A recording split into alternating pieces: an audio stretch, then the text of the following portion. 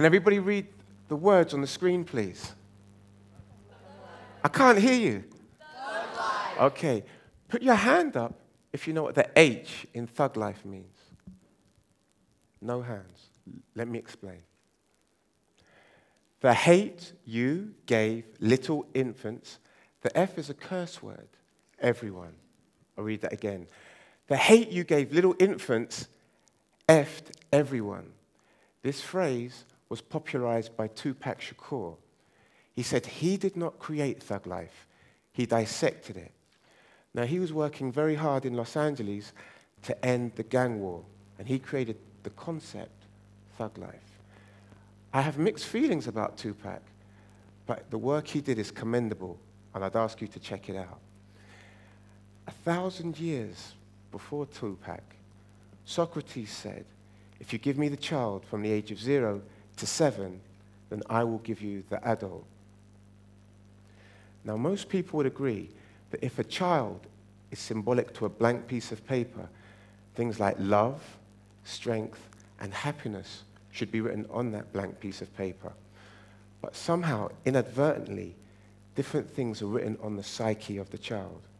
And many children are not able to perform or function socially, psychologically, or emotionally in different arenas.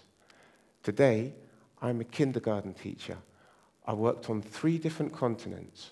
I've worked with adopted children, mixed-race children, and third culture children.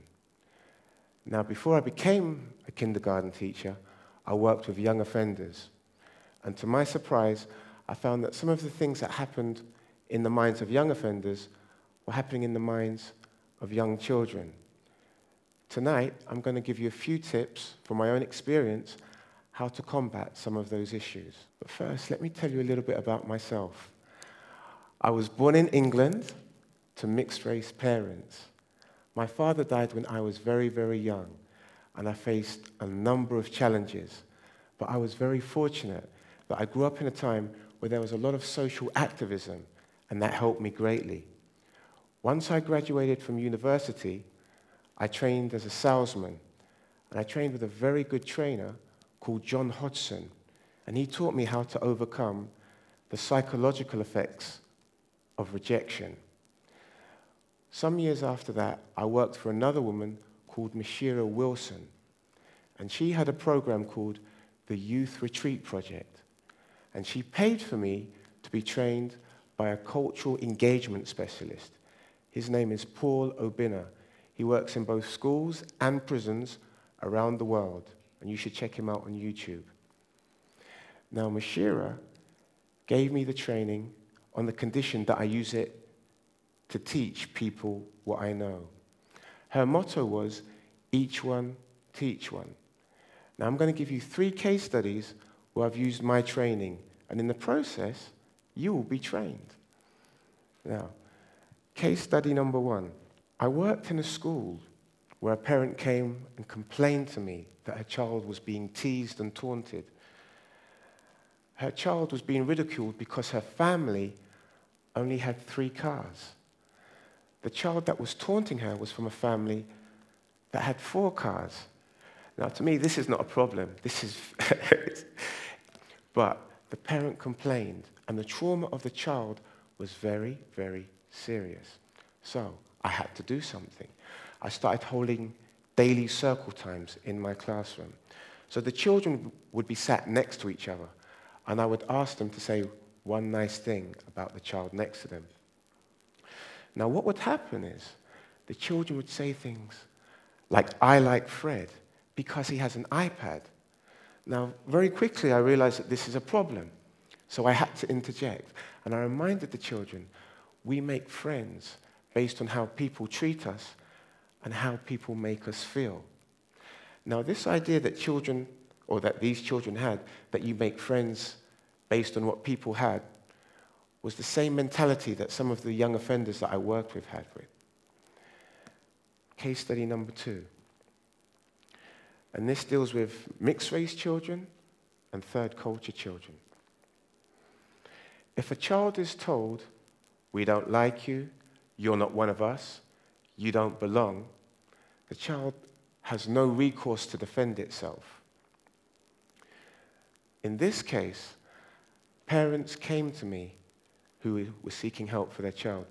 The parents were from 2 different cultures, and the cultures had been at conflict. Now, the child was being rejected by both sets of cultures, and the parents were at a loss with what to do. Now, what I advised the parents was just the starting point, not the whole solution, just the starting point.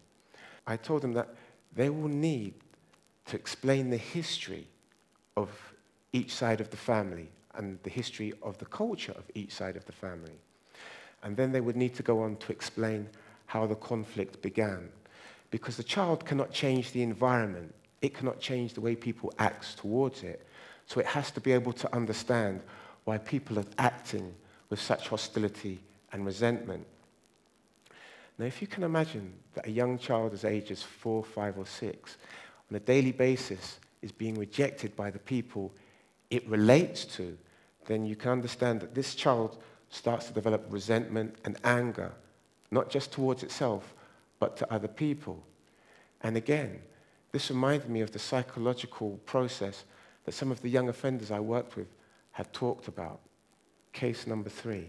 If a child tells you that they cannot read or they cannot write, this is actually an easy problem to solve. All the child needs to do is go through the process on a daily basis of practicing. And sure enough, the child will be able to see from its own hands that they are able to write. And obviously, if it's reading, they'll be able to hear that they can read.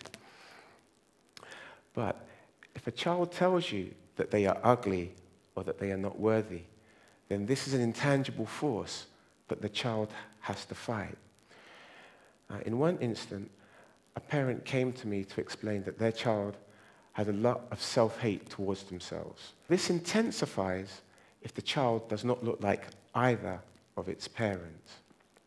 So I explained to them, if the child can be given an image of a celebrity or an icon that it can relate to as being beautiful or successful, then the child is able to project itself onto that image and take that projection back into itself. Young children have great imaginations. Their minds are still very malleable. So if you tell them positive things about themselves, 90% of the time, they will believe it. If the world is coming towards this child with a lot of hate, a lot of anger, a lot of rejection, this idea that's inside of the child that they are worthy helps defend against all of that hate and poison that's coming towards them. It acts like penicillin to neutralize it.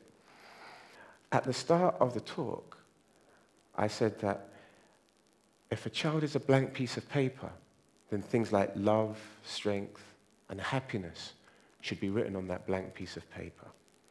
Well, I'm from the school of thought that children naturally, innately have that written inside of them. So the key to the success is really the parents, and that the parents really have to believe in themselves. The parents have to keep on constantly giving the children unconditional love. Now, the path that these children will walk may be pitted with lots of landmines that we can't see. But if the child knows that the family that it's from will always be there for it, it will be able to overcome any problem. Now, at the very beginning, you read Thug Life. That was created by Tupac Shakur. I used to think that he wanted people to go and live the life of a thug. That wasn't what he was trying to do.